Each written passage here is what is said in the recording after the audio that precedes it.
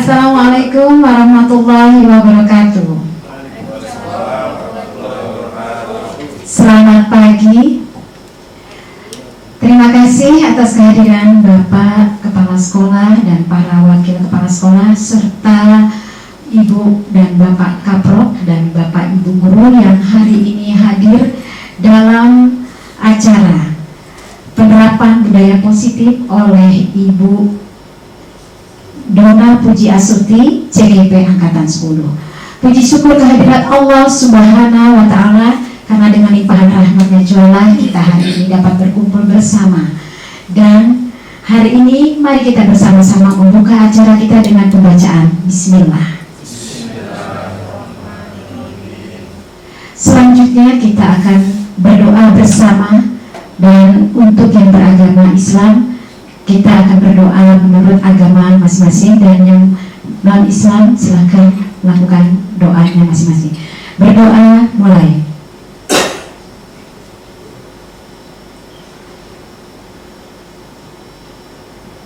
Berdoa selesai, terima kasih. Selanjutnya menyanyikan lagu Indonesia Raya. Mohon para undangan untuk berdiri.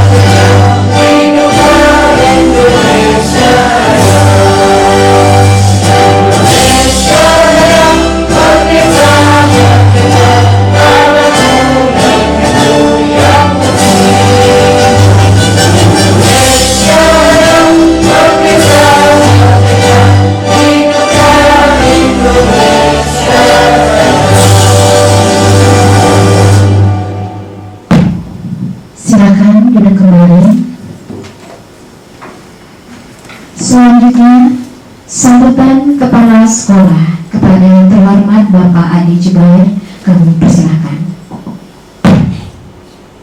Assalamualaikum warahmatullahi wabarakatuh. Waalaikumsalam warahmatullahi wabarakatuh. Selamat pagi dan salam sejahtera buat kita semua.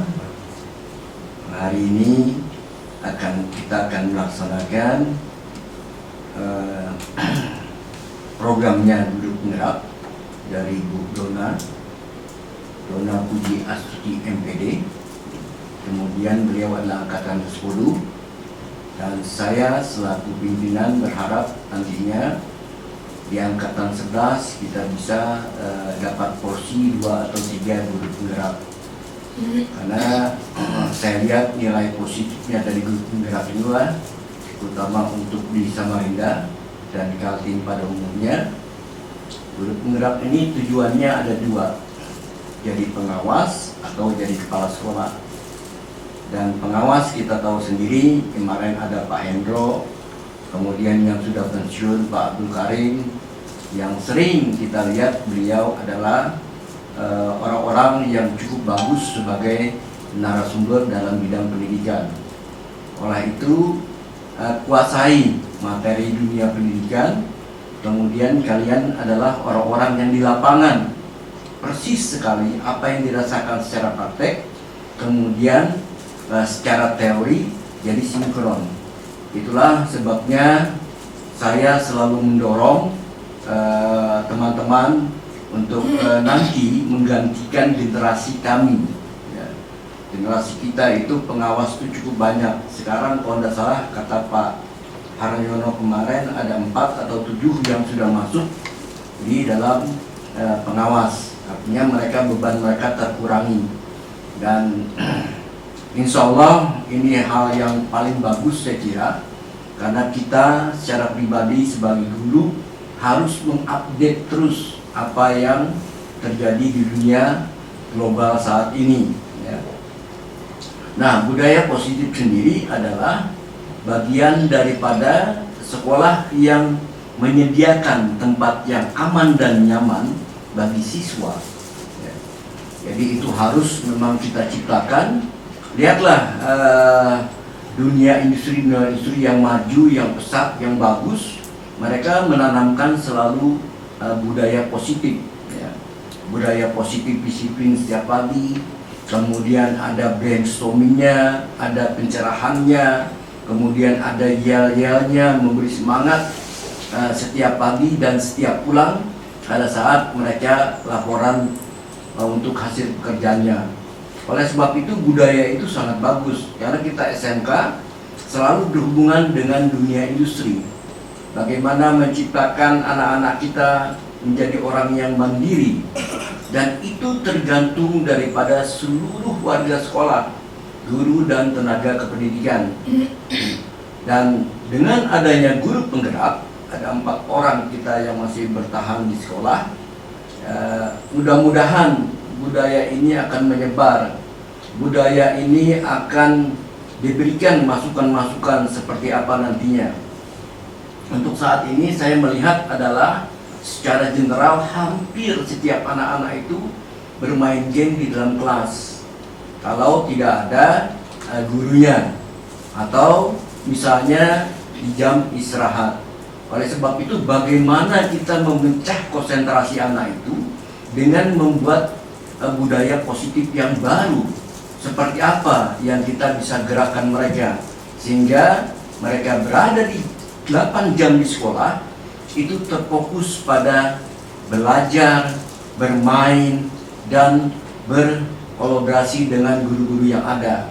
Jadi biar aja mereka mungkin nanti bermainnya di rumah dengan yang diperhatikan oleh orang tuanya. Dan itu tergantung kita semua. Saya minta bantuan, terutama dari guru penggerak dan teman-teman yang punya ide, silakan kita buat seperti apa. Dan itu yang harus kita lakukan untuk SMK Negeri 5. Alhamdulillah, saya berada di sini sangat senang sekali, terutama mendapat guru penggerak. Yang kedua adalah teman-teman semua bekerja keras, ya, semua ikhlas, semua easy going, ya, menerima masyarakat. Jangan sampai masyarakat itu merasa tidak enak di kita. Informasi apapun yang kita punya sampaikan dengan wajah tersenyum, selalu menjawab apa yang ditanyakan oleh mereka. Demikian, selamat sekali lagi buat Bu Dona. Mudah-mudahan dilancarkan untuk menjadi guru penggerak, dan ini tahapan-tahapan yang akan dilalui. Teman-teman di sini juga nanti bisa bertanya yang belum menjadi guru penggerak. Kemudian jangan pernah bosan untuk mensosialisasikan hal-hal yang positif yang didapat dari guru penggerak. Demikian, saya akhiri. Wassalamualaikum warahmatullahi wabarakatuh.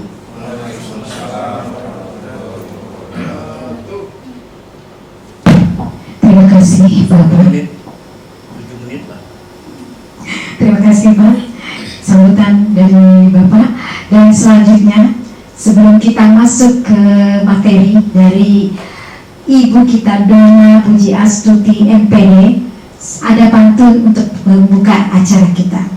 Buah mangga dipetik di dahan, rasanya manis lengit tiada tara. Marilah hadirin kita sambut dengan tepuk tangan. Acara ini kita mulai bersama. Inilah dia Ibu Dona, dengan saya bacakan sedikit. Beliau pernah sekolah di TK Handayani S. Samarinda, dan SD Negeri 657 Samarinda Ilir, pernah di SMP Negeri 6 Samarinda dan SMA Negeri 2 jurusan bahasa di Indonesia di Samarinda. Kemudian S1-nya adalah di FKIP Bahasa Inggris. Lanjut beliau sekolah S2 Pendidikan Bahasa Inggris. Luar biasa. Skill apa saja yang bernilai positif dan bermanfaat buat diri kita dan orang lain, karena bintang saya jadi harus berani mencoba. Luar biasa. Aplaus dulu buat Bu Dona. Kepada Bu Dona saya persilakan.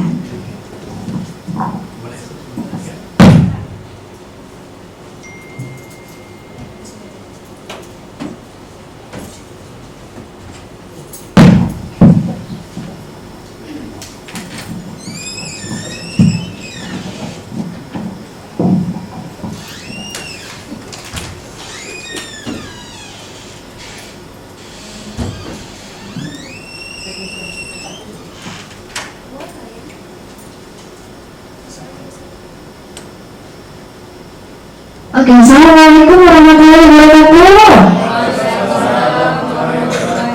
Apa kabar teman-teman? Semangat buat kita semua. Sebelum saya mulai materi tentang aksi nyata saya mau menyampaikan terima kasih banyak atas kesempatan yang diberikan kepada saya dan teman-teman semua bisa hadir sebagai tamu undangan pada webinar saya kali ini.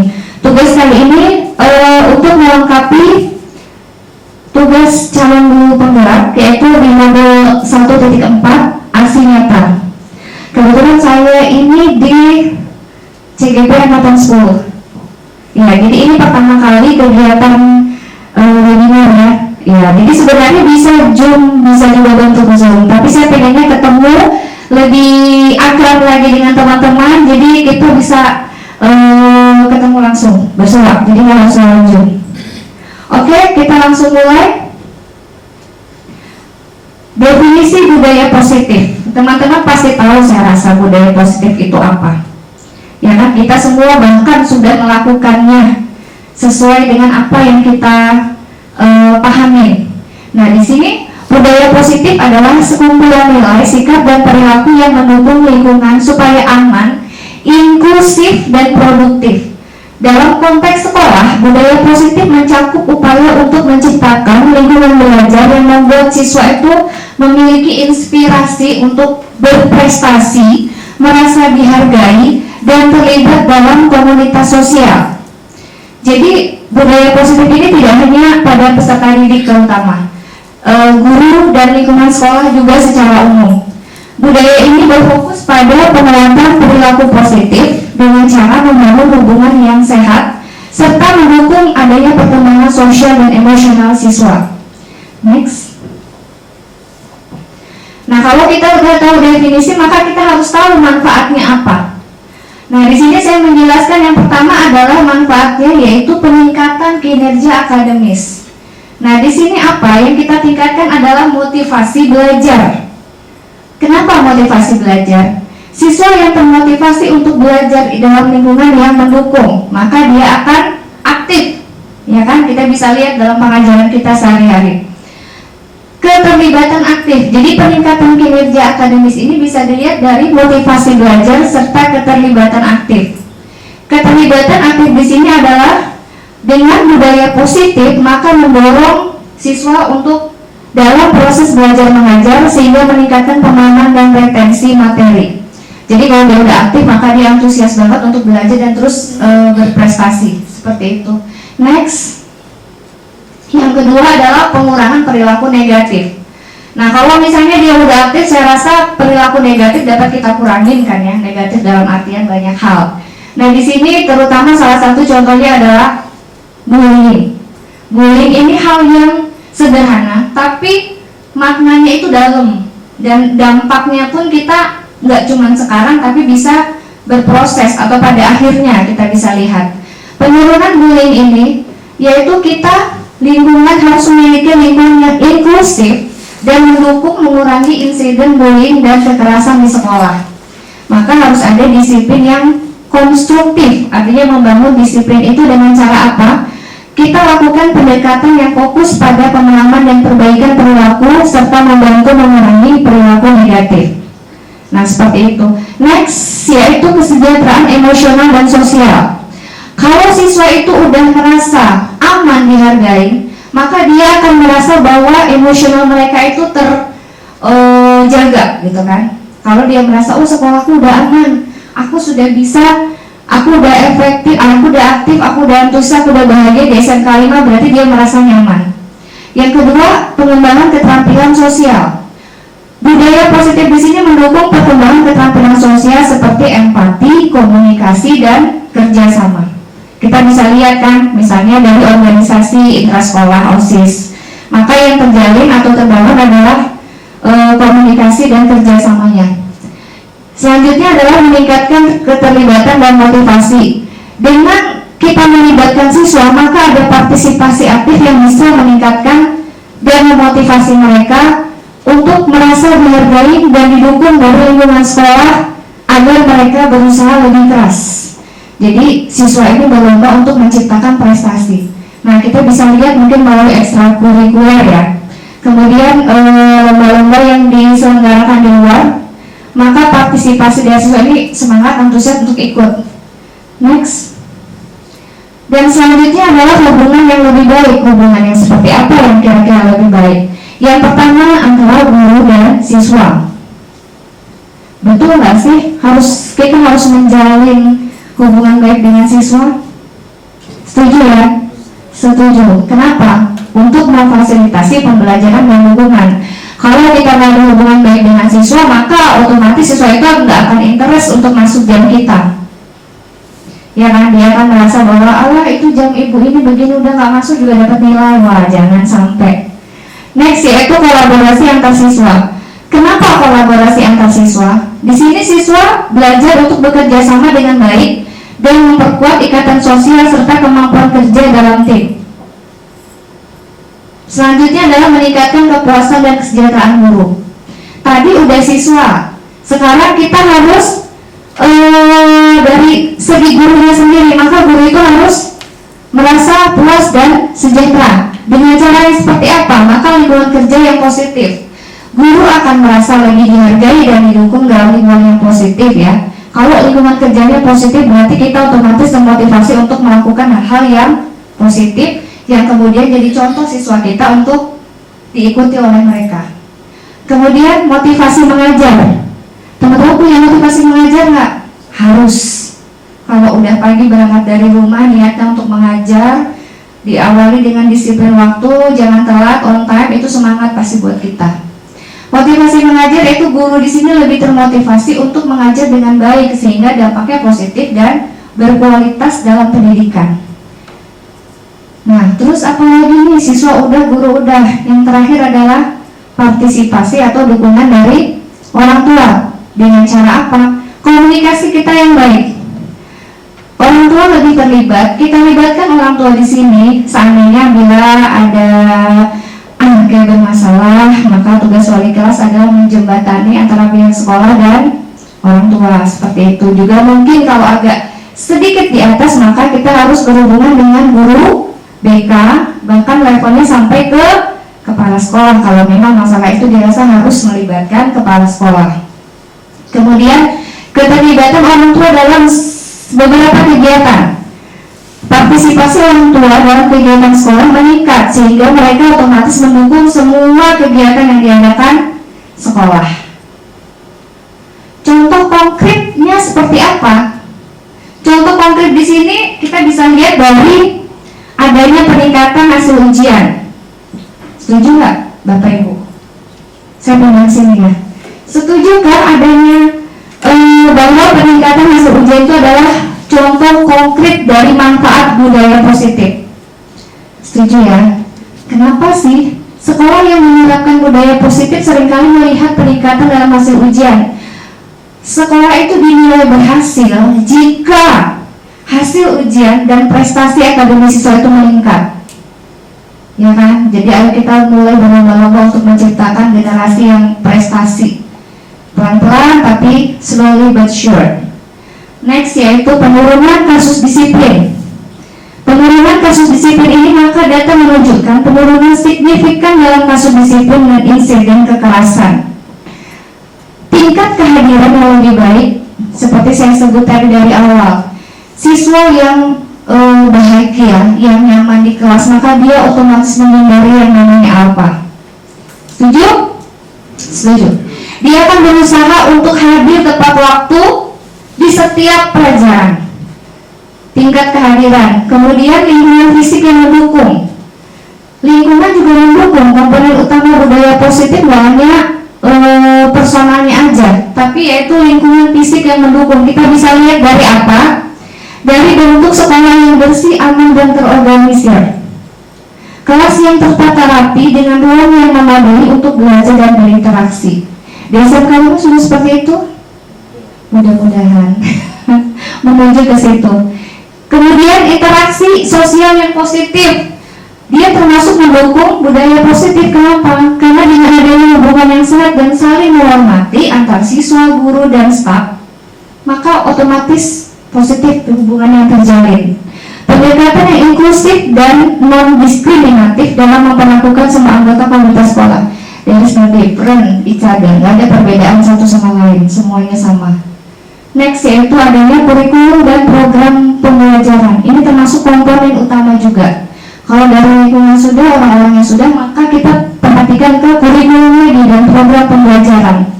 Nah, di sini kurikulum yang mendorong keterlibatan aktif, kolaborasi, dan pemecahan masalah.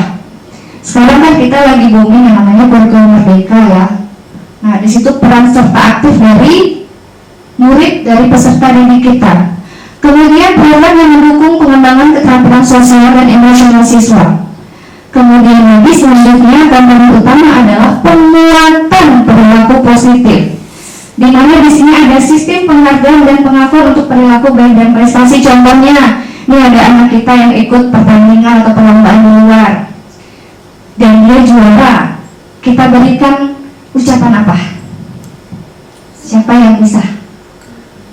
Kita apresiasi dengan apa kira-kira? Dengan apa yo? Ada yang mau angkat tangan? Dengan kalimat yang seperti apa supaya kita bisa sebagai bentuk ini penghargaan dan pengakuan untuk perilaku baik dan prestasi mereka. Ada yang bisa bantu? Iya. Gimana? Kalau saya mengapresiasi seorang murid yang sudah berhasil melampaui target atau apapun, biasanya saya memberikan ucapan selamat, terus lanjutkan ke depan, semangat belajarnya teruskan, seperti itu Bu. Jadi memberikan semangat terus supaya anak itu merasa walaupun tidak ada hadiah dari kita, tapi ada apresiasi ucapan aja mereka sudah bangga. Oke. Terima kasih Bu Dona. Makasih Bu Ineka. Berarti penghargaan itu nggak berupa barang kan ya? Kita apresiasi mereka dengan kata-kata hebat nak, lanjutkan, next, ada pertandingan lagi, kamu bisa kok gitu ya. Itu sudah jadi satu kebanggaan buat mereka gitu loh. Dan harapannya dia akan dengan satu kali mereka mendapat prestasi, next mereka akan terus hingga akhirnya nggak ada kata menyerah seperti itu ya. Pendekatan disiplin yang konstruktif fokus pada pemahaman dan perbaikan perilaku. Oke. Nah, di sini keterlibatan dan partisipasi. Keterlibatan aktif dari orang tua dan komunitas dalam kegiatan sekolah. Kemudian program mentoring dan dukungan untuk membantu siswa merasa terhubung dan didukung. Masih berkaitan dengan yang tadi ya sebelumnya. Nah, sekarang strategi penerapan budaya positif di sekolah seperti apa sih kira-kira? Ada yang bisa bantu? Ini belum masuk ke sini nih, baru penjelasan doang. Strategi kita untuk menerapkan budaya positif di sekolah seperti apa salah satunya? Bapak-bapak, Pak Ali, Pak Hussein, Pak Taufik. Satu aja contoh sederhana strategi kita kira-kira supaya budaya positif ini bisa kita lihat di sekolah atau bisa tumbuh di sekolah seperti apa? Contoh saja, disiplin. Yang paling real seperti satu contoh aja Pak. Perilakunya buat apa Pak? Peraturan tentang disiplin. Kita kita sudah salah satunya buat yang kita tempel ya teman-teman, itu penggunaan seragam ya kan, ditempel di beberapa tempat di sekolah. Ada yang tahu beberapa tempat di sekolah? Dua aja di lab multimedia, terus arah ke dalam itu arah ke ruang sampai tata usaha ya. Nah kira-kira itu sudah teraplikasi nggak kira-kira? Alhamdulillah kalau untuk pemasangan sudah terpasang. Kebetulan saya sendiri yang memasang pada saat itu. Kemudian untuk pengaplikasiannya itu dengan cara kita setiap melihat anak yang melakukan pelanggaran seperti melakukan hal yang tertulis di situ dilarang, itu kita tegur secara live. Maksudnya misalnya pakai jaket, Dek, jaketnya lepas. Dingin Pak, kan sudah diatur. Oh siap Pak, seperti itu. Mereka menerima ya. Mereka selalu menerima. Tapi kalau mereka kita tegur dengan misalnya keras kita bentak, ini bukan zamannya kan sekarang, malah saya ditantang lagi. Nah seperti itu. Pernah nggak dapat kasus begitu Pak? Sering. Sering. Apa kira-kira ancaman keluar dari kata-kata mereka yang keras? Kalau yang terjadi kan misalnya kita dapatkan mereka di luar, di kantin luar seperti itu, di kantin yang ada di luar sekolah. Nah kemudian saya tegur, kalian ngapain di sini? Orang ada guru Pak. Tapi kan kalian harusnya belajar di sekolah. Ya biar aja Pak. Saya di sana ngapain? Oh. Nah seperti nada-nada yang seperti itu, gitu loh. Yang terjadi itu. Tapi kalau kita, kalian ngapain sih di sini? Ada guru Pak. Nah seperti itu. Jadi mungkin dari kita gurunya ini yang perlu merendahkan dulu emosi kita untuk supaya komunikasi kita sampai ke mereka begitu. Dulunya saya nggak bisa Bu, awalnya saya dulu nggak bisa, tapi gara-gara keseringan diajak klien murid, oh berarti saya nih yang harus diperbaiki ya seperti itu. Oke gitu. Terima kasih Pak Taufik. Kita koreksi diri aja ya. Karena tapi memang kadang sometimes we need to be hard gitu. Kita seringkali kadang harus keras, tergantung situasinya sih menurut saya. Kenapa? Di sini strateginya adalah gunanya apa? Untuk menciptakan lingkungan belajar yang kondusif dan mendukung perkembangan siswa secara holistik. Berikut adalah beberapa strategi. Yang pertama yang bisa diterapkan untuk membangun budaya positif, kepemimpinan yang inspiratif. Kita udah merasa kepemimpinan kita udah bagus ya, udah baik, udah bisa jadi contoh. Maka kepala sekolah dan pemimpin lainnya harus menjadi teladan dan berperilaku positif, menunjukkan integritas, empati, dan komitmen terhadap nilai-nilai sekolah. Seperti tadi saya bilang, anak-anak itu meniru apa yang gurunya lakukan. Dari hal kecil aja, mereka pasti akan seperti tadi ngomong Pak Taufik bilang, kenapa di sini, gitu kan? Dia akan merespon apa yang dia menstimulus ya maksudnya. Kalau nada kita keras, maka otomatis dia akan menjawab dengan keras. Seperti itu. Jadi ayo deh mulai sekarang kita kurangin deh namanya emosi. Saya juga menyadari Pak Taufik, seiring berjalan waktu saya ngajar dari 2003. Awalnya banget saya sakit jadi kutuk, nggak boleh gini, nggak boleh gini, nggak boleh gini gitu kan. Bahkan saya ingat banget waktu zamannya Pak Cipto, saya sampai dibilang membangkang dari mana, saya juga bingung. Karena saya paling nggak suka melihat anak coret pintu, coret yang saya sering ngomel ke awalnya. Bahkan waktu dulu zamannya Om Penjata, ingat yang waktu mukul pakai sekop. Nah itu terjadi di kelas seperti itu terjadi. Jadi saya berusaha perbaiki diri. Sampai sekarang saya yakin dan saya meyakini bahwa sesuatu yang kita perbaikin itu tidak harus dengan kalimat atau kata-kata yang maksudnya berapa bernada keras atau tinggi. Kita harus belajar seperti filosofi di Jatiwanara, Bu. Anak-anak itu harus belajar sesuai dengan kodratnya. Saya rasa dengan tadi pendekatan secara pelan-pelan, maka siswa itu akan merasa menjadi, oh guru nggak marah kok, oh guruku begini-gini. Dia akan ada side positif side dari itu. Kita pasti bisa kok, ya kan? Kemudian yang kedua, pengembangan karakter. Strategi kita harus mengembangkan karakter kita. Dengan cara apa? Mengintegrasikan program pengembangan karakter ke dalam kurikulum yang mencakup nilai-nilai seperti kejujuran, tanggung jawab, kerjasama, dan rasa hormat. Dan yang kedua adalah gunakan pendekatan pembelajaran berbasis proyek untuk mendorong siswa berkolaborasi mandiri secara berkelompok. Jadi jangan menggunakan mengajar yang tradisional. sekarang loh, bukan zamannya kita metode ceramah di depan, ya kan? Setuju? Kita harus up to date, ya. Next. Lagi-lagi ada keterlibatan orang tua dan komunitas, sama seperti tadi. Kemudian lingkungan fisik yang menunjang lagi. Kemudian 5 program penghargaan dan pengakuan, sama lagi dari awal. Next. Nah, komunikasi lagi menemukan kata komunikasi. Saya pengen tahu deh, apa sih menurut Bapak Ibu komunikasi itu sendiri? Komunikasi adalah sederhana, tapi mungkin maknanya bisa dijabarkan secara agak panjang. Apa itu komunikasi? Bahasa Indonesia tahu kali ya? Atau yang lain, silakan. Komunikasi, kalau menurut saya adalah hubungan bola balik, timbal balik. Jadi komunikasi itu ada umpan balik di antara konstituen, di antara kita itu, ya dia harus ada baik itu perasaan, pandangan dan sebagainya. Itu yang namanya komunikasi. Itu Pak ya? Ya, menurut saya. Oke, terima kasih Pak Ali. Tambahan Pak Ustaz?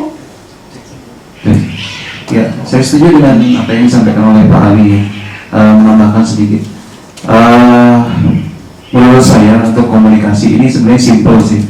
Simpelnya gini, apa yang saya maksud dalam ini khususnya konteksnya dalam PBM ya, proses belajar mengajar. Apa yang saya maksud tentang materi yang disampaikan itu mudah untuk diterima siswa dan bisa mendapatkan feedback juga dari siswa. Jadi apa yang dilakukan siswa itu sesuai dengan tujuan dari pembelajaran yang saya sampaikan gitu.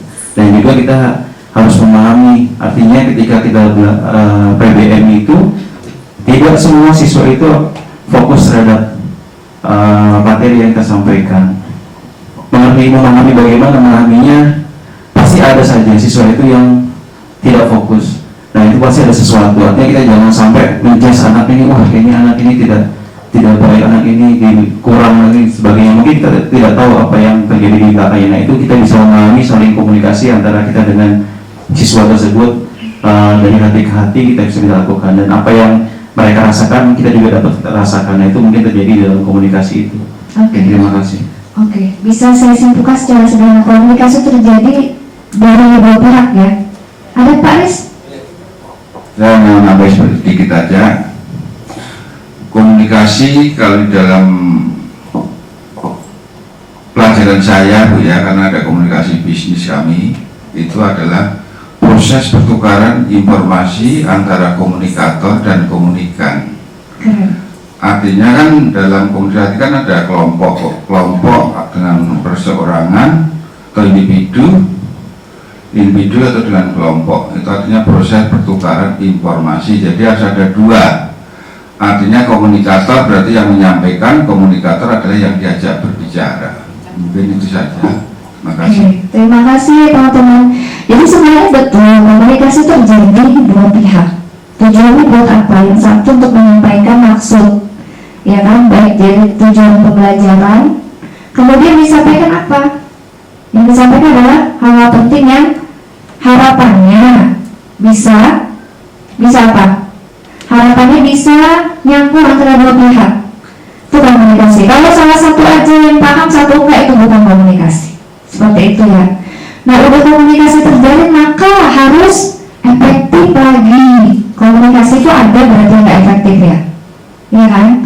Nah di sini komunikasi harus efektif, maka bangun saluran komunikasi antara siswa, guru serta staf sekolah. Pastikan semua pihak merasa didengar dan dihargai. Jangan sampai ada kata-kata, iyalah dia kan,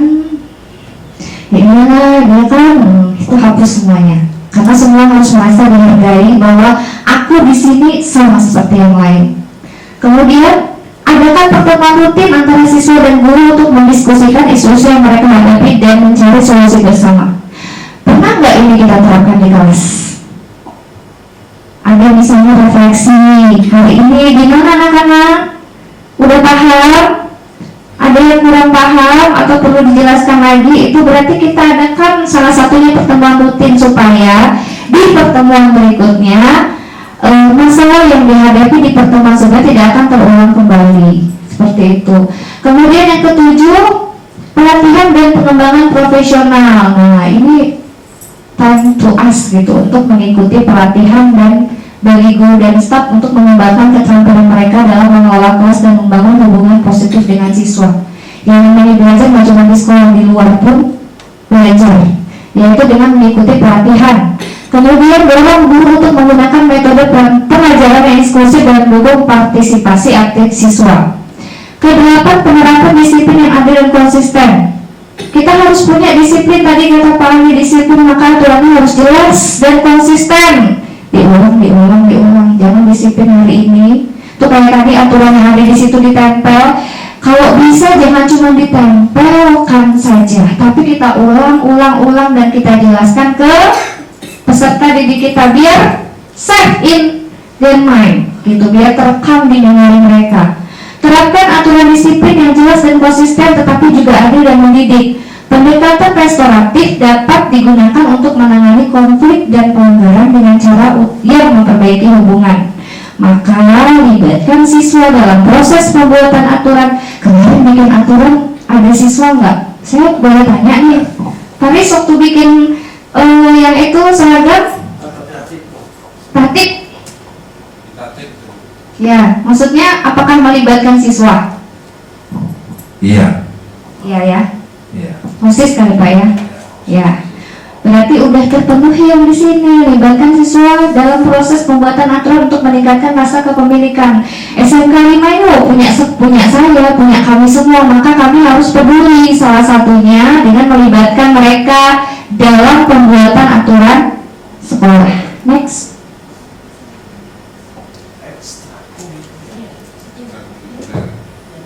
Sembilan, kegiatan ekstrakurikuler dan pelayanan masyarakat ekskul ya. Oke, terima kasih sebelumnya. Mungkin sebelum lanjut, yang saya tekankan lagi di sini adalah menurut Bu Dona, apakah peraturan tata tertib yang dibuat sekolah itu sama dengan penerapan budaya positif? Itu. Karena menurut persepsi saya dan pernah saya baca juga, kalau peraturan tata tertib adalah sesuatu yang dibuat ya mengenai kewajiban, larangan, serta sanksinya. Sedangkan kalau budaya positif itu adalah suatu nilai-nilai atau keyakinan-keyakinan ya yang berpihak pada siswa. Seperti itu. Menurut Bu Dona seperti apa? Sebenarnya sih kalau praktek itu ya kembali ke sekolah masing-masing. Penerapan budaya itu salah satu contohnya. Untuk membuat tatib, kita harus libatkan, ini tatib ditujukan untuk siapa? Nah, kalau tatib sekolah seperti tadi kita buat ya, kemarin kita baru aja kan menentukan visi dan misi sekolah, maka yang terlibat adalah guru-guru. Kemudian kalau tatib yang berbicara tentang atau melibatkan murid, kenapa di sini? Karena tadi dari awal saya sudah bilang, budaya positif itu yang menggerakkan atau yang melaksanakan siapa? Kita, Oke, siswa masuk di dalamnya kan? Salah satunya adalah pembuatan tatib. Makanya kenapa saya bicara tentang salah satunya tatib? Yang paling real aja lah, yang paling sederhana lah. Kadang ada siswa udah ditempel tatib masih nggak paham. Makanya harapannya kalau kita libatkan siswa, maka mereka akan merasa dihargai. Oh iya, kemarin waktu bikin tatib aku ada di situ sebagai saksi. Aku ikut membantu merumuskan tatibnya. Maka aku di situ sebagai apa? Oh, peranku dibutuhkan. Seperti itu. Karena budaya positif itu saya kembali ulang lagi teman-teman. Ada di situ kita sebagai guru, ada siswa dan seluruh anggota bahkan staf di sekolah. Jangan sampai budaya positif itu hanya dilaksanakan dan dibuat untuk pihak-pihak tertentu saja. Real sih sebenarnya itu gampang, simpel, sederhana. Tapi dampaknya itu luar biasa. Saya yakin kalau misalnya semua atau salah satu dari lingkungan sekolah enggak tahu, dia nggak peduli. Seperti saya bilang tadi, ya iyalah dia kan, ya dia yang buat kok, ya dia yang tahu. Nah pasti ada bahasa seperti itu. Nah ini kita hindari. Salah satunya tadi budaya positif yang kita terapkan di sekolah mungkin dalam hal pembuatan tatib. Ada gimana Bu Kartini? Salah satu contoh yang paling gampang. Banyak hal sih sebenarnya yang bisa kita lakukan. Bisa saya lanjut? Oke. Yang 9, kegiatan ekstrakurikuler dan pelayanan masyarakat.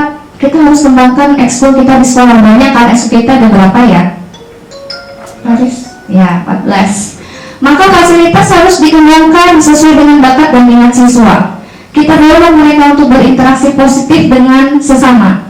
Maka ajar mereka terlibat dalam kegiatan pelayanan masyarakat. Kita udah lihat contohnya ya. Contohnya kemarin waktu pas buka puasa, ada kan? Mereka membagikan takjil. Nah, itu salah satu bentuk. Kemudian ada korban banjir, bencana alam. Itu kita ikut berpartisipasi. Itu termasuk di sini. Penilaian dan evaluasi berkala. Kalau udah melakukan serangkaian kegiatan, maka kita harus penilaian dan evaluasi berkala. Di sini lakukan evaluasi berkala terhadap program dan strategi yang diterapkan untuk memastikan efektivitasnya. Kalau kita melakukan sesuatu hal, maka kita harus flashback, kita harus scoring pada akhir, berhasil nggak kegiatan kita. Evaluasi. Gunanya apa evaluasi? Untuk mencari perbaikan diri kita terutama, memastikan ya kan, segala hal yang kita lakukan ujung-ujungnya pasti kita butuh penilaian kan, supaya untuk memprogres apakah tindakan kita selama ini sudah baik atau ada yang harus ditingkatkan atau ada bahkan ada yang harus dihilangkan, seperti itu. Kumpulkan umpan balik dari siswa. Pernah nggak sih kita umpan balik dari siswa? Pernah nggak sih teman-teman kayak di akhir semester atau kenaikan kelas kita kasih questionnaire nih ke mereka, coba tuliskan gimana pendapat kalian tentang saya. Nggak usah tulis nama deh, pernah nggak? Gimana hasilnya? Memuaskan? Ada yang di luar ekspektasi? Ada, pasti ya. Pro kontra. Tapi gimana respon kita selama baca? Kadang kita mungkin, seperti ini kah saya, gitu kan? Kalau udah lihat yang bagus-bagus apa? Gitu ya, tapi kita buka diri. Sesuatu yang buat kita positif, kita harus bijak menerima.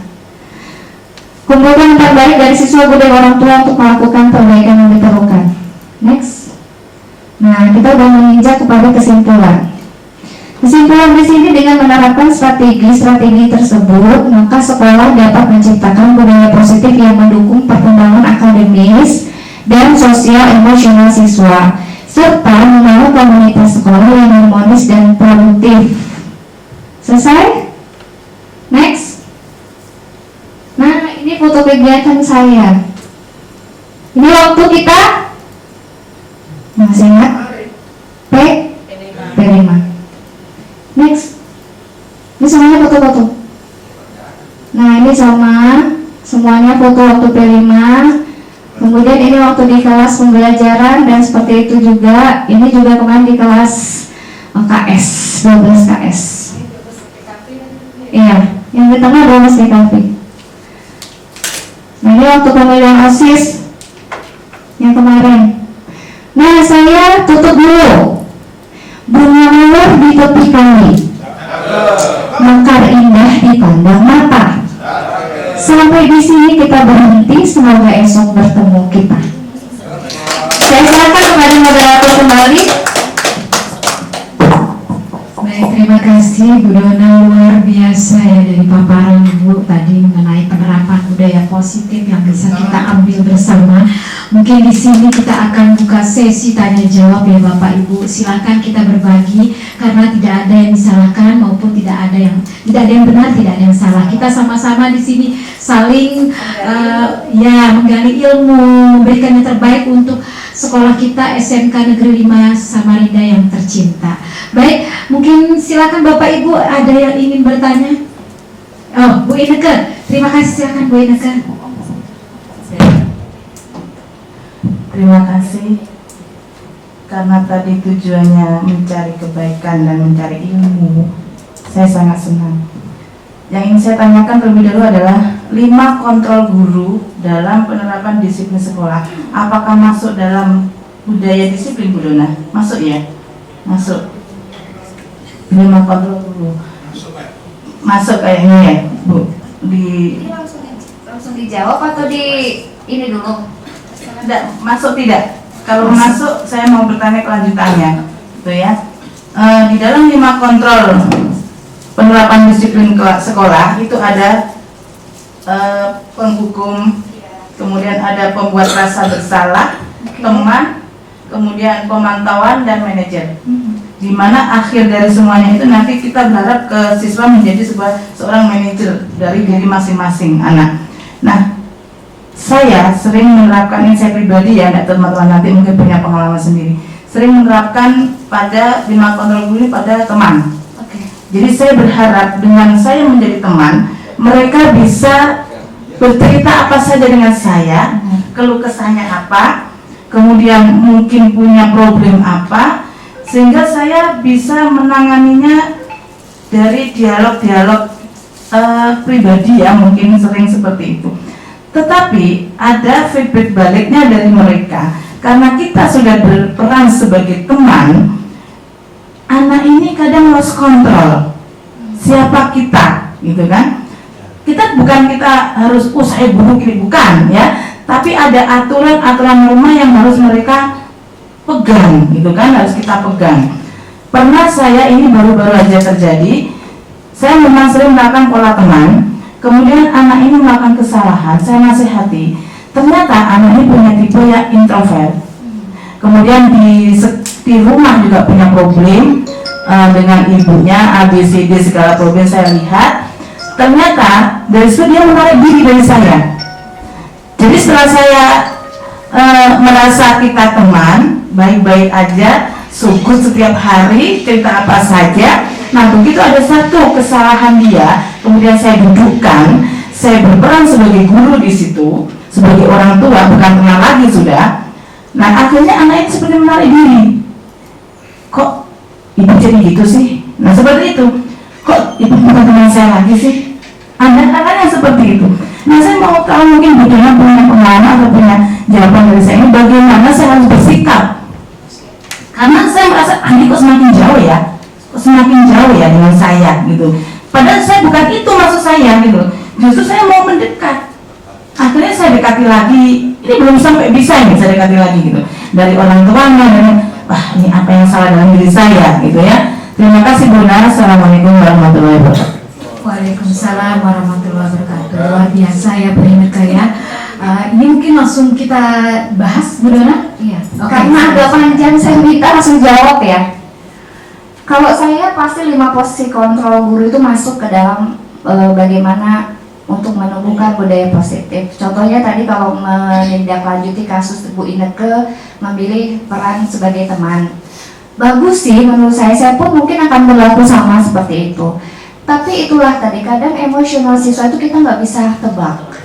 Mungkin saat itu dia lagi bahagia dan emosinya itu agak sedikit bisa ditahan gitu, dia akan welcome gitu, menerima saran kita.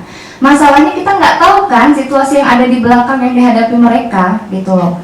Kalau saya mungkin, nah pada posisi ini saya perlu jelaskan sedikit ya, guru pada posisi teman ini nggak akan menyakiti murid, I'm sure gitu.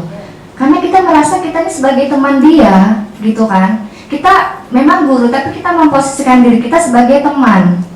Nah, teman itu bagaimana sih? Tapi kita berupaya untuk mengontrol murid supaya persuasi, menjelaskan secara jelas masalahnya apa. Kemudian harapannya di sini guru bisa memberikan saran secara positif. Di mana posisi teman ini susah-susah gampang sih menurut saya. Ya kan? Makanya tadi dari awal pun saya udah bilang kita harus punya yang namanya semacam tetap menjaga posisi kita sebagai guru. Tapi ada kalanya kita menyikapi suatu masalah itu bisa sebagai teman tadi. Maka guru di posisi teman ini harus selalu mengusahakan hubungan kerjanya itu baik. Dan kadang ada rasa humor ya. Nah, humor dengan siswa yang menghadapi masalah itu. Contohnya misalnya kata-katanya seperti ini. Ya sudahlah kali ini nggak apa-apa gitu kan. Contoh, ya udahlah kali ini nggak apa-apa, nanti ibu bantu bereskan. Setujukah itu kalimat sebagai teman? Setuju ya. Nah jadi kalau menurut saya Bu Ineke, kalau kita posisikan diri sebagai teman, kita harus lihat dulu betul-betul, kita harus yakin, artinya kita gali dari segi orang tua. Anak ini kadang di sekolah berlaku seperti ini, di rumah tidak, ya kan? Itu yang kadang bikin kita rada rancu untuk memutuskan tindakan apa yang harus kita buat ke siswa tersebut, gitu. Jadi kita harus benar-benar yakin bahwa masalah yang dihadapi mereka itu kita tahu persis 100%. Harapannya solusi yang kita berikan itu bukan malah menjerumuskan atau membuat mereka melakukan hal-hal negatif kan. Nah, jadi mungkin saran saya kita lihat situasi kondisi dulu, masalah yang dihadapi mereka seperti apa, kemudian mungkin kita tanya orang tuanya seperti, bagaimana dia di rumah, kemudian dari teman-teman di kelasnya seperti apa, kita kumpulkan nih sumber-sumber yang ada, baru kita making conclusion, kesimpulan. Mungkin saat ini kita bisa berlaku sebagai teman, tapi besok kalau dia bikin masalah lagi, mungkin kita kadang sampai we need to be penghukum, tapi yang nggak boleh menyakiti. Gimana Bu Ineke? Kalau saya lihat situasi kondisi dulu. Ya, terima kasih Bu Luna, betul sekali. Akhirnya apa yang saya lakukan kemarin, saya panggil orang tuanya kan. Ternyata dari orang tuanya, oh ini loh permasalahannya, saya jadi tahu. Akhirnya sekarang mulai lagi saya bangun komunikasi lagi. Tapi itu tadi, karena anak sudah menjaga jarak, sudah tidak seperti semula lagi. Nah ini yang saya mulai mencari, menimbulkan lagi bagaimana supaya anak ini care ke saya lagi, bersikap teman lagi, seperti itu. Terima kasih Bu Luna. Belum ada progres berarti ya? Sudah. Masih? Alhamdulillah. Oke, terima kasih Bu Ineke, luar biasa pertanyaannya ya, dan ini memang sudah terjadi pada kenyataannya kita selama mengajar jadi guru. Banyak problema yang kita hadapi di kelas maupun di rumah. Memang tadi ada solusi juga dari pemateri kita bahwa kita tidak cuma kita memilih juga dan mengetahui juga latar belakang dari orang tua. Jadi memang itulah tadi kita pemetaan terhadap siswa itu penting. Baik. Selanjutnya kita buka pertanyaan untuk berikutnya, mungkin Bapak dan Ibu yang mau bertanya. Oh Pak Ali, silakan kepada Bapak Haji Ali, silakan. Terima kasih, amin. Terima kasih waktunya Ibu Moderator yang telah memberikan kesempatan pada saya. Budaya positif, yang namanya positif itu saya rasa tidak perlu diperdebatkan, namanya positif. Kalau seandainya budaya negatif itu baru yang kita perdebatkan.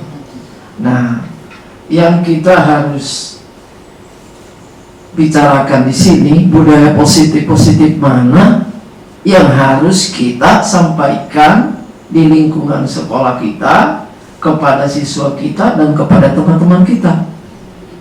Nah, pertanyaan saya, ini mungkin tidak perlu dijawab. Budaya positif ya. Nah, apakah Bapak Ibu guru siap jadi teman siswa di sekolah? Itu pertanyaan. Karena kalau yang dijelaskan kita jadi teman. Kalau saya harus ada aturan-aturannya. Saya tidak bisa kalau mengatakan begitu saja tanpa ada aturan-aturan. Jadi teman, siap Bapak Ibu. Jadi teman di sekolah, di kelas. Jadi teman di lingkungan itu. Tidak bisa diterima anak-anak kita itu.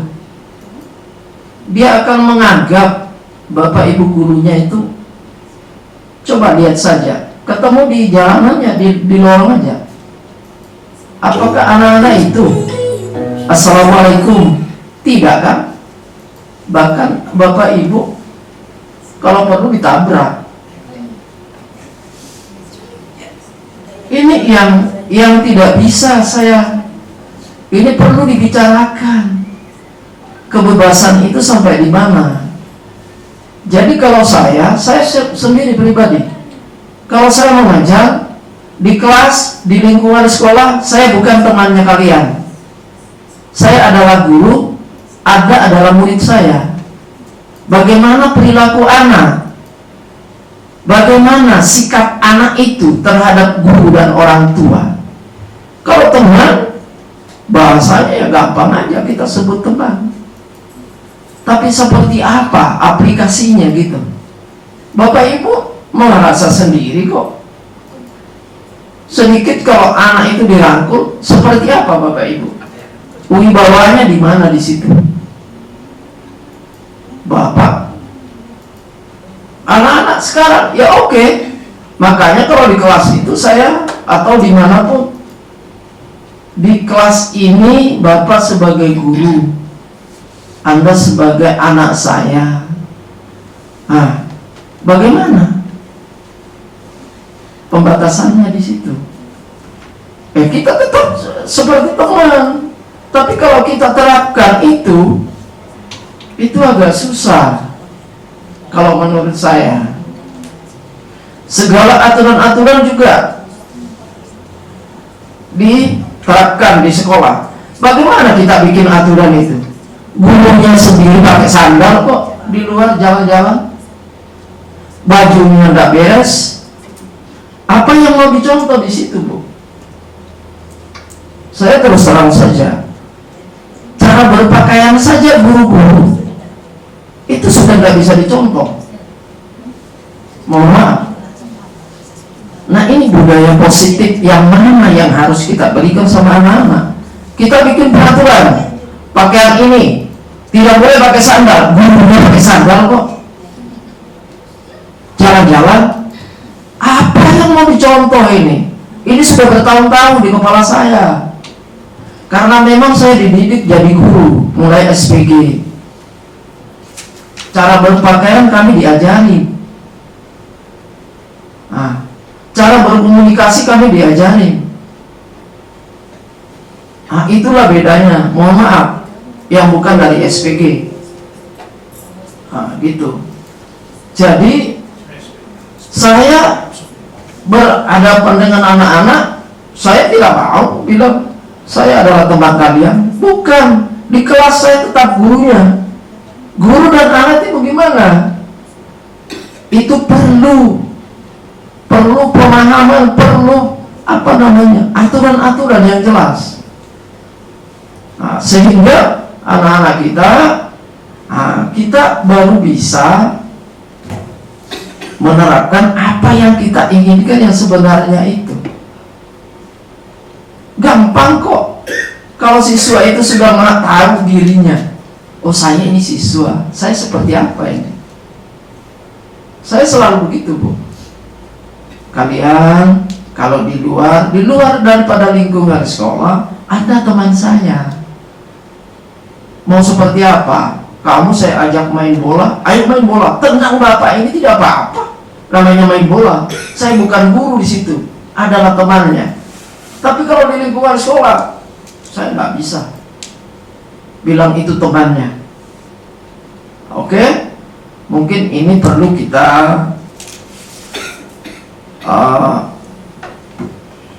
siasati dengan. Tapi kalau yang sudah dijelaskan itu sudah sangat bagus sekali. Budaya positif, perlu menghargai anak. Nah, juga menghargai guru. Bagaimana? Ini kan dibahasakan saja. Coba kita bikin aplikasinya seperti apa. Kita berteman dengan siswa itu seperti apa. Nah, apakah kita, saya tidak bisa di situ. Nah, oke, itu saja. Mungkin kita diskusikan atau seperti apa mengenai, karena itu kalau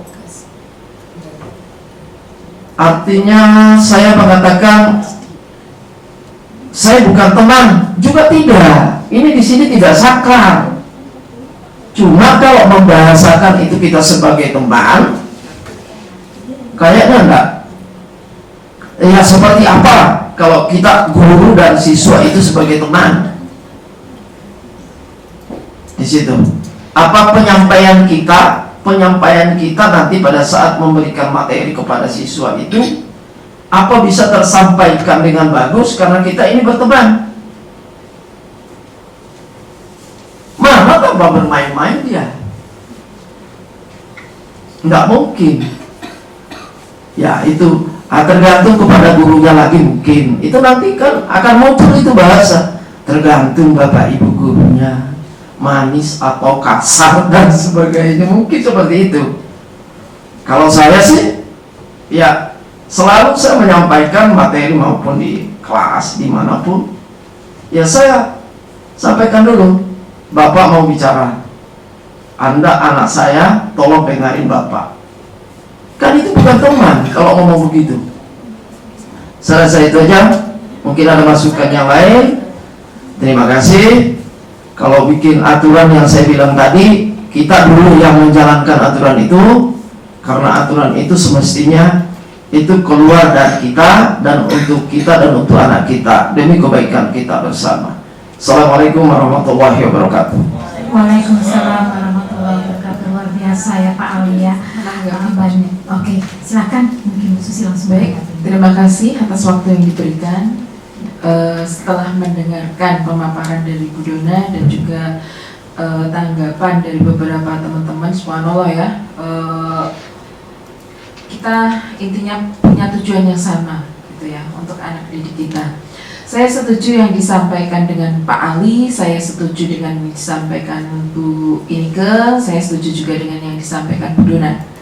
Cuman kalau dilihat, yang perlu digarisbawahi di sini adalah mungkin adanya seperti yang disampaikan sebelum-sebelumnya, kesepakatan kelas terlebih dahulu yang dibuat di dalam kelas. Contoh, Pak Ali tadi kan menyampaikan bahwa tidak bisa dong jadi teman gini. Nah, tapi Pak Ali juga menyampaikan kalau di luar kelas, oke, kalian menganggap saya sebagai teman. Berarti kan ada penyampaian dulu sebelum pelaksanaan pembelajaran gitu. Nah, untuk pembelajaran Bapak atau Ibu nanti seperti ini ya. Contoh, tolong tidak diperkenankan menggunakan HP. Tolong pada saat pembelajaran, pada saat Bapak atau Ibu menyampaikan materi, serius kalian mendengarkan. Setelah itu, ikuti proses. Di luarnya, kalian boleh menganggap Bapak atau Ibu sebagai teman. Karena apa? Di awal sudah kita buat kesepakatan kelas. Kita sudah buat batasan-batasan terlebih dahulu. Dan itu pun kita juga di situ ada umpan balik, dalam arti kita menyampaikan seperti ini bagaimana pendapat kalian. Nah, akhirnya di situ terjadi memang ada yang tadi dibilang komunikasi. Terus ada lagi budaya positif karena kita memang melibatkan siswa di situ. Nah, mungkin sebenarnya sama, cuman yaitu tadi adanya kesepakatan atau pemahaman dulu bersama di awal. Mungkin itu aja sih. Terima kasih. Iya, luar biasa ya. Benar. Tadi, oke, ada lagi nih. Ya, apa yang disampaikan Bu Susi juga benar. Semuanya benar. Oke, silakan Bu Kartini. Ya. Oke, terima kasih sebelumnya menanggapi dari Bu Susi, Pak Ali. Nah, di sini kan kita sudah belajar 5 kontrol ya. Salah satunya adalah teman. Nah, di sini sebenarnya peran kita sebagai guru adalah diharapkan guru ini bisa menjadi manajer ya Pak. Jadi kita kalau teman ini disesuaikan saja kondisinya. Kalau kita di kelas nggak mungkin kita jadi teman. Itu sesuai kondisi saja, fleksibel Pak. Tapi tidak diharapkan kita sebagai guru jadi teman terus, nggak boleh. Ya itu seperti yang Pak Ali katakan, harga diri kita sebagai guru gimana seperti itu. Nah kemudian di sini kita kan temanya aksi nyata. Boleh nggak Bu Dona ceritakan atau berbagi ke teman-teman semua mungkin aksi nyata yang sudah Bu Dona buat, karena saya lihat tadi hanya foto-foto kegiatan saja. Nah di balik itu pasti kan ada hal-hal yang sudah pernah Bu Dona lakukan, seperti untuk dalam penerapan budaya positif ya, itu sendiri ya, yang berpihak pada siswa. Kira-kira apa yang sudah Ibu Dona lakukan yang melibatkan siswa untuk menerapkan tentunya nilai-nilai kebajikan yang diharapkan untuk di kelas kita atau di sekolah, seperti itu. Kemudian yang kedua, mungkin bisa diceritakan juga ada kesepakatan pasti ada yang melanggar ya Pak ya. Nah konsekuensinya seperti apa? Nah bagaimana cara Bu Dona mengatasi siswa-siswa yang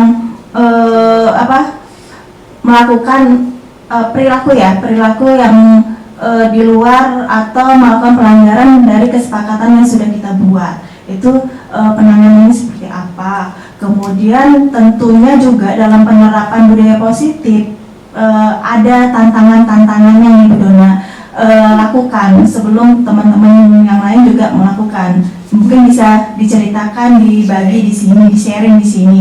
Mungkin itu saja dari saya. Assalamualaikum warahmatullahi wabarakatuh. Waalaikumsalam ya, langsung ya Bu Dona ya. Oke. Yang pertama tadi adalah apa tadi? Aksi nyata. Aksi nyata kebetulan sih kalau saya di kelas nih, saya biasanya sih kata Pak Ali tadi, kalau di luar saya berusaha untuk jadi teman, di kelas enggak. Tapi saya adakan misalnya kalau satu siswa itu lagi, saya pasti tanya dulu dengan temannya di kelas, kenapa si ini si itu kok hari ini kayaknya gimana? Atau kemarin kan sempat ya ada masalah yang kemarin tuh kan, masalah besar banget ya kemarin, dan saya kena apa sih maksudnya kayak nggak tahu apa-apa, tiba-tiba nama saya tersebar gitu, soalnya saya berlaku di dalamnya. Pas sebenarnya enggak gitu. Kebetulan kemarin itu waktu di pembelajaran P5, saya pegang kelas itu selama 10 hari gitu kan. Nah 10 hari itu di hari pertama kedua saya tanya nih si anak, kenapa sih itu kok nggak masuk gitu kan. Dan dimulai hari pertama itu P5 itu orang tuanya udah datang ke kelas. Nah Nani nggak mau cerita awalnya, saya ambil di situ aja ya masalahnya. Tapi mereka itu kayak ketakutan gitu.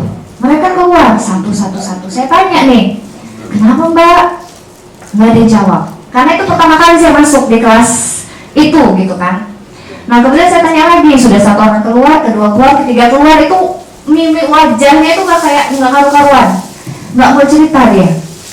Saya tanya lagi besoknya, setelah pembelajaran setelah P5 selesai, tuh besoknya hari kedua saya tanya, kenapa sih tadi pagi kok kalian itu kayaknya pada bingung? Saya bilang gitu.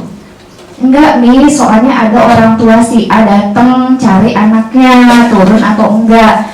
Nah kalau di situ, kalau saya pribadi, saya bukan wali kelasnya kok. Saya cuma pengajar P5 di kelas itu. Kalau saya tidak melakukan fungsi saya sebagai itu, saya cuek. Saya yakin buat apa sih? Nggak ada urusan kepentingan saya kok di situ. Harusnya kan wali kelas yang berperan ya. Dan saya cari gali. Kemudian hari kedua turun anaknya. Tapi saya nggak tanya langsung ke si A itu. Saya tanya sumber dari ini, saya dapat nomor HP mamanya, segala macam. Barulah mamanya mulai WA. Oh, terus kemudian usaha saya nggak sampai di situ. Saya tanya kaproknya. Gimana? Saya tanya wali kelas. Dan ternyata antara wali kelas dan kaprok itu ada misinformation gitu loh. Nah saya harus kemana ini, bingung gitu kan. Dan saya sebagai apa di situ, harapannya saya paling tidak tuh bisa memberikan solusi sedikit lah gitu ya, meskipun nggak bisa memecahkan masalah, karena itu bukan otoritas saya untuk menyelesaikan masalah itu. Kemudian orang tuanya cerita gini panjang lebar. Oh iya Bu, terima kasih. Akhirnya seiring berjalannya waktu, kemudian teman-temannya juga pada cerita. Jadi di 10 hari kemarin betul-betul buat saya ternyata belajar itu jauh lebih berarti itu di luar sana, bukan di dalam lingkungan sekolah. Artinya kenapa? Kita bersyukur masih punya keluarga yang masih memperhatikan anak saya. Saya ini sendiri ya, saya pribadi, saya tidak membebani anak saya untuk hal-hal di luar daripada pelajaran. Terus terang, meskipun saya punya anak perempuan, saya nggak suruh dia Bu untuk kamu bersihkan rumah, jendela, sapu rumah apa enggak. Saya tuh tipikal gitu. Kenapa? Karena saya pikir mereka punya dunia mereka masing-masing, dan usia SMA mereka tidak akan bisa terulang gitu loh. Nah jadi di situ harapannya apa? Dari masalah si A tadi saya berpikir ini baru satu. Kalau saya satu gue nggak peduli sama dia, gimana yang lain gitu loh. Saya memposisikan diri saya kalau anak saya mengalami hal itu aja. Jadi akhirnya kemudian celakanya di hari yang keberapa itu ya, yang orang tuanya datang dan terjadilah itu yang namanya peperangan dunia. Itu saya sempat, dan saya masih bersyukur terus terang. Di hari itu saya emosinya nggak tinggi. Tahu kan saya seperti apa? Saya nggak asli, saya nggak, emosi saya, nada suara saya tuh nggak tinggi. Kenapa kira-kira ya? Karena saya belajar sedikit untuk memperbaiki diri. Kita ditantang orang, saya tanya balik Bu ya, kalau kita ditantang orang itu, dan tadi saya bilang kayak Bu Ineke cerita, kita bisa jadi teman, kita nggak tahu masalah yang dihadapi mereka di rumah itu seperti apa, gitu kan? Saya ditantang bawa-bawa ini gini, oh, saya tutupi masalah itu dengan seperti ini kemarin. Mas tolong ya, bapaknya bawa pulang aja, bapaknya lagi emosi, saya gitu kan. Terus saya nggak marah, terus saya heran, kenapa nama saya tersebar seolah saya yang berkelahi dengan bapak itu gitu loh. Jadi saya bilang dari kasus ini kenapa gitu ya, itu salah satu tantangan buat kita. Kalau kita mau menciptakan yang namanya budaya positif tadi, kenapa salah satu tujuannya adalah siswa harus memiliki emosional sehingga mereka aktif, mereka antusias, semangat untuk belajar. Tapi kalau udah dipengaruhi dengan masalah itu, kira-kira berdampak negatif nggak sama pelajaran dia? Pasti kan? Nah, jadi saya ceritanya nih, kalau masalah keluarga saya nggak bisa selesaikan, tapi ini ibunya mau cerita, bla bla bla, akhirnya oh iya Bu, terima kasih, dengan harapan dari orang tuanya bahwa sekolah bisa membantu untuk memberikan semangat anak ini, karena anak ini nggak mau pindah, dia senang sudah dengan lingkungan SMK 5. Saya nggak mau pindah, guru-gurunya baik Bu, gitu, teman-temannya baik. Nah, anak yang begini nih kita harus dukung gitu loh. Iya kan? Nggak cuma kok, saya rasa kok cuma satu orang guru impossible. Semua harus kerjasama. Ini baru satu yang tershow up, belum siswa-siswa kita yang lain di sana. Iya kan? Jadi kalau dibilang tantangan, masing-masing orang pasti punya ini. Tantangan saya itu tadi, kadang saya susah menguasai emosional saya, tapi alhamdulillah hari itu saya lebih wise gitu. Saya nggak teriak, cuma saya diselamatkan sama Pak Ibnu dan Rahmi. Miss itu aja, miss gak usah kemana-mana seperti itu.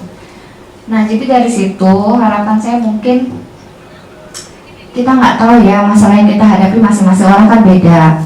Setidaknya kita lihat dulu betul-betul, betul kata Bu Susi. Kalau kita mau kelas itu nurut sama kita, di pertemuan awal kita buat kesepakatan kelas.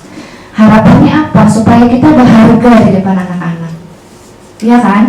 Nah, kalau seperti tadi, kita jangan sampai dicap sebagai guru yang Assalamualaikum, waalaikumsalam. Ngerti nggak maksud saya, teman-teman? Kalau mau masuk Assalamualaikum, keluar waalaikumsalam, that's all. There is no meaning from us, nggak ada artinya. Next 5-10 tahun ke depan mereka nggak akan ingat gurunya itu siapa ya namanya. Yang diingat adalah, ayo yang kayak apa?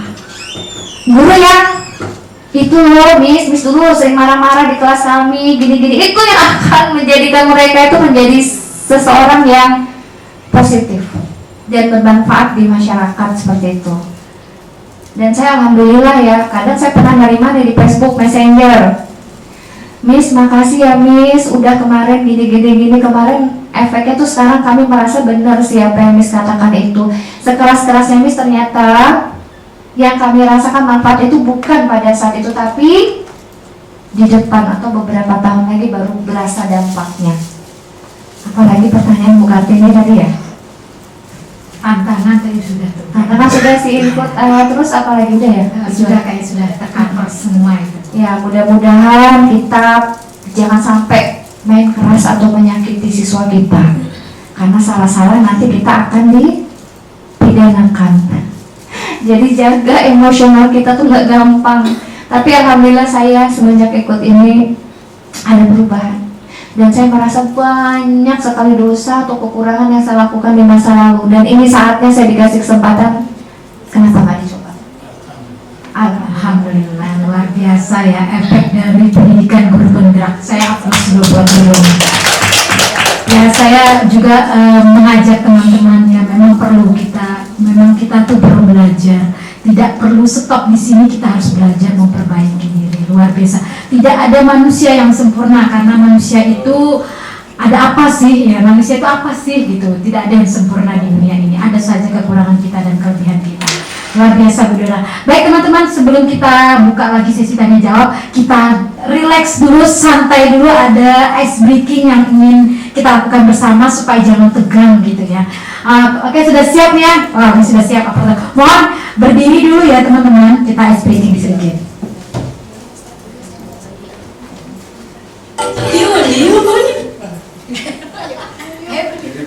Mana berdirinya? Sini aja. Ya, kita ice breaking dulu ya.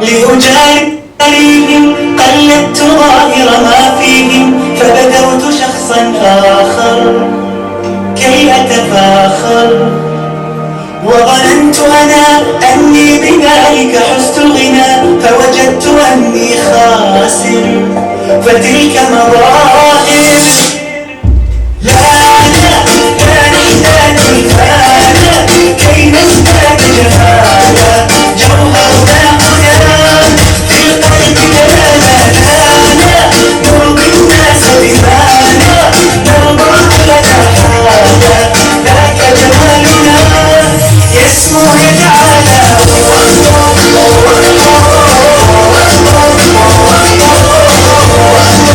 Oh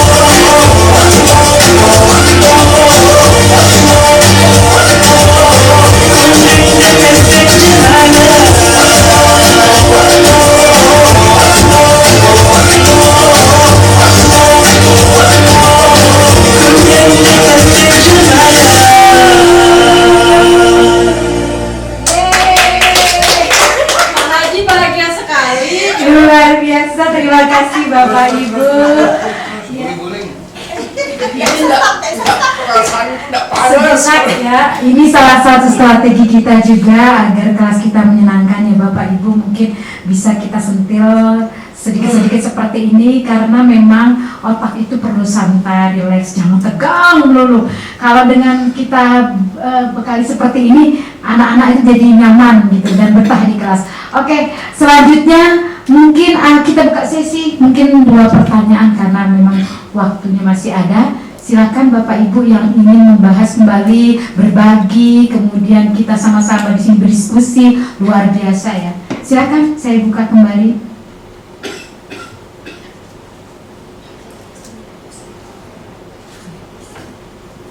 Mungkin Bu Dona ada ingin tambahan ya, silakan. Iya, saya ada tambahan sedikit tertarik mungkin kalau teman-teman sudah tahu ya mungkin sedikit menambah lah ya kita sebagai wawasan kita. Tadi Bu Ineke bilang ada 5 posisi kontrol kita sebagai guru. Nah mungkin teman-teman di sini semua masih agak abu-abu gitu ya. Yang pertama, guru itu harus berfungsi satu bisa sebagai penghukum. Dari kata penghukum itu bagaimana sih penghukum? Penghukum di sini maksudnya guru itu bisa jadi menggunakan hukuman fisik maupun verbal. Kenapa dikatakan penghukum? Misalnya kita dengan kata-kata menghardik, kemudian menunjuk-nunjuk, menyakiti atau menyindir, maka kita sebagai kategori guru sebagai penghukum. Dampaknya apa sih di sini kalau kita sebagai penghukum? Maka otomatis biasanya perilaku kontrol negatif seperti siswa itu akan mengulangi kesalahan berulang kali bahkan lebih agresif. Kan banyak ya kasus ya seperti kemarin kali ya kan, mereka dia merasa gimana dan akhirnya mereka melakukan sesuatu yang lebih daripada yang kita bayangkan. Nah itu sebagai penghukum. Yang kedua, posisi guru sebagai pembuat rasa bersalah. Apa sih pembuat rasa bersalah? Biasanya guru ini akan bersuara lembut tapi nyakitin gitu ya, dalam maksudnya. Biasanya dilakukan pembuat rasa bersalah itu dia berceramah menunjukkan kekecewaan mendalam. Dampaknya kalau kita sebagai pembuat rasa bersalah, maka siswa itu akan merasa rendah diri. Rendah diri kemudian merasa gagal dan tidak berharga. Otomatis budaya positif nggak akan tertanam nih di diri dia karena dia merasa gagal. Kemudian yang ketiga, posisi kontrol guru sebagai teman. Teman di sini artinya seperti saya bilang tadi, kalau kita sebagai teman maka tidak akan menyakiti si teman kita, siswa lain. Namun selalu berupaya mengontrol siswa itu melalui pendekatan persuasi. Persuasi adalah pendekatan yang bagaimana Bu Ineke? Persuasi mempengaruhi. We make other people to follow what we are going to do, gitu. Jadi kita ingin teman kita yang kita ajak ini melakukan apa yang kita sarankan, ya kan? Kita kasih solusi, harapannya dia mau melakukan apa yang kita ucapkan. Yang biasa dilakukan ini adalah membuat alasan untuk siswa-siswanya seperti apa. Dampak pada siswa adalah siswa akan tergantung, tidak mandiri. Yang namanya teman, pasti negatifnya adalah oh ada temanku kok ini, maka aku masih bisa dibantu. Aku ada temanku kok, ada yang lain kok yang bantu. Dia nggak akan mandiri. Itu jeleknya kalau kita memposisikan diri kita sebagai teman, sehingga dia tidak bisa membuat keputusan sendiri, butuh orang lain untuk memberikan saran. Ih gimana ya kalau misalnya aku begini ntar gimana gitu kan. Itu berarti sebagai teman. Yang keempat, posisi kontrol guru sebagai pemantau. Pemantau di sini biasanya hanya mengawasi, selalu aja anak-anak itu diawasi, atau memantau siswanya yang berpatokan pada catatan atau kesempatan yang udah disetujui. Maksudnya, jika siswa kita di kelas itu sudah buat kesalahan berulang-ulang, tapi kita loh cuma awasi, kita cuma mantau tanpa ada usaha. Mau nggak kita jadi pemantau, gitu kan? Berpatokan pada catatan. Kita dapat laporan nih, anak kita ini si A melakukan kesalahan 3-4 kali, tapi there is no solution, gitu, nggak ada solusi. Puaskah kita hanya jadi pemantau? Seperti itu ya. Yang biasa dilakukan di posisi pemantau ini yaitu memantau, menghitung dan mengukur kedisiplinan siswa. Dan yang kelima, dampaknya adalah kalau di posisi pemantau maka menitik beratkan pada diri sendiri mendapatkan hadiah atau mendapatkan hukuman. Ya, misalnya anak itu kebalikan, kalau tadi negatif dia melakukan kesalahan terus maka dia mendapatkan hukuman. Kalau dia melakukan prestasi terus-menerus maka dia mendapatkan penghargaan atau hadiah. Yang kelima ini posisi yang sangat amat susah diterapkan, yaitu sebagai manajer. Sanggupkah kita sebagai guru, sebagai manajer? Bisa iya, bisa tidak. Seorang manajer itu telah memiliki keterampilan di posisi semua posisi dia udah pilih, dia sudah memiliki. Seorang manajer telah memiliki keterampilan di posisi teman maupun pemantau, dan dengan demikian bisa jadi di waktu-waktu tertentu kembali pada kedua posisi itu jika diperlukan. Guru pada posisi ini biasanya posisi di mana guru berbuat sesuatu bersama siswa, mempersilahkan siswa mempertanggungjawabkan perilakunya serta mendukung siswa agar dapat menemukan solusi atas permasalahannya sendiri. Pernah nggak kita jadi seorang manajer? Sampai detik ini berpuluh-puluh tahun kita mengajar, selalu pernah, tapi itu tidak kita sadari, ya kan? Nah, iya pernah, saya yakin kok pernah, tapi itu kita nggak sadar kita di posisi mana, ya kan? Nah, yang dilakukan guru pada posisi manajer biasanya mengajukan pertanyaan dulu terkait dengan nilai kebajikan yang diyakininya, atau pertanyaan yang berkaitan dengan solusi yang ditempuh berkaitan dengan pelanggaran tata tertib. Contohnya seperti apa ya? Kalau misalnya kamu udah sering telat upacara nih, kira-kira hukuman yang bisa diberikan apa ya menurutmu gitu kan? Kira-kira ibu kasih hukuman apa nih? Nah, jadi kita memberikan apa kira-kira itu? Memberikan kesepakatan bersama. Kalau dia sudah melakukan itu maka dia tahu konsekuensinya apa. Jadi betul tadi di awal kali kita tahu kesepakatan kita buat itu dipahami, dirumuskan dan disetujui oleh seluruh yang melaksanakan. Kesepakatan itu tidak akan terjadi kalau semua nggak menyetujui. Toh yang buat juga mereka kan, artinya mereka yang harus melaksanakan. Nah, saya kok sepertinya gimana ya, agak saya tanya teman-teman nih, sekolah kita ini budaya positif seperti apa bisa kita lihat? Kira-kira yang bisa kita lihat udah berjalan di sekolah kita ini apa? Sebenarnya budaya positif yang ada di sekolah kita itu banyak, Bu. Yang pertama tadi disiplin. Nah, kemudian disiplin itu dalam artian tepat waktu, berpakaian. Nah, kemudian jangan buang sampah sembarangan, walaupun itu aplikasinya tidak ada atau kurang. Bukan tidak ada, Bu. Mungkin cuma 65% saja.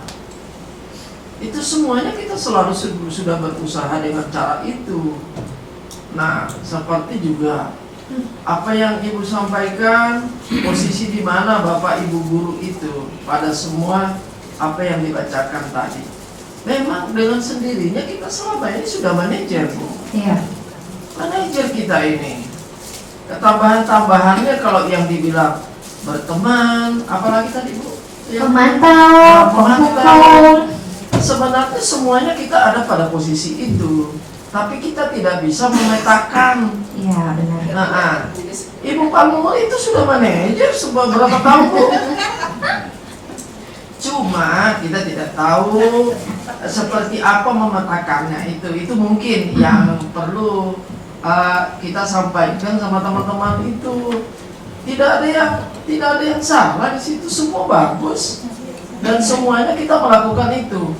Misalnya penghukum, guru olahraga memang harus ada di situ, Bu. Iya. Tapi caranya, nah, saya kalau suruh kamu sebelum kita masuk materi, karena ini adalah main voli, tangannya harus kuat.